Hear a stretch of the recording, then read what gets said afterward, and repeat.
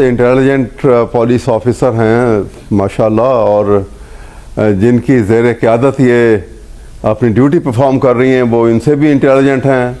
IG police वो इतने intelligent हैं कि वो जिस वक्त प्रेस कॉन्फ्रेंस करते हैं तो वो प्लास्टिक की 7 अप की बोतल को कहते हैं कि ये जो है पेट्रोल बम है, और अंदर फैक्ट्री लगी हुई है इसी पेट्रोल बम की।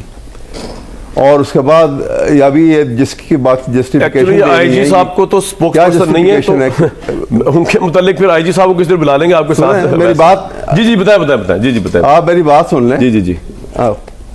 और उसके बाद ये इतला की गई, ये इन्होंने एक प्रेस कॉन्फ्रेंस की इनके आईजी ने, उसने टाइम लाइन दिया सारा डिटेल से कि भाई ये जुलूस चला लिबर्टी से तो उस वक्त ये टाइम था, गवर्नर हाउस पहुंचा तो ये टाइम था, और उसका एक जुलूस जो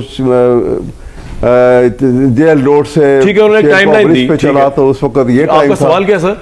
पूरी टाइमलाइन दी, और उसके बाद जब वो 5:30 बजे 5:35 पे वो कोर कमांडर हाउस के बाहर वो जुलूस पहुंच गया जी। और ये क्लिपिंग मौजूद है कि वो कोर कमांडर हाउस के अंदर लाउंज में जिस वक्त वहाँ पे तोड़फोड़ हो रही थी, और वहाँ लाउंज में जो घड़ी लगी हुई थी वो 5:05 बजा रही थी।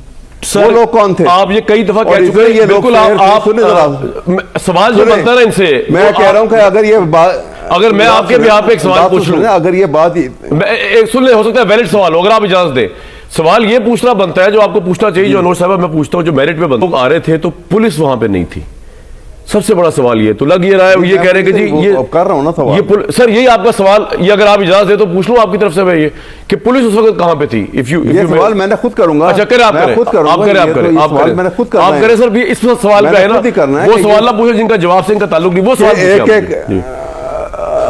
चले 100 फुट के फासले पे 50 फुट के फासले पे तो कंटेनर लगाते थे, ये वाटर कैनन लेकर आते थे, ठीक है, ये आंसू गैस के शेल इस्तेमाल करते थे, ठीक है, और लाठी चार्ज बेतहाशा बेदरेग इस्तेमाल होती थी पूरे पंजाब में। पंजाब पुलिस कहाँ थी उस दिन?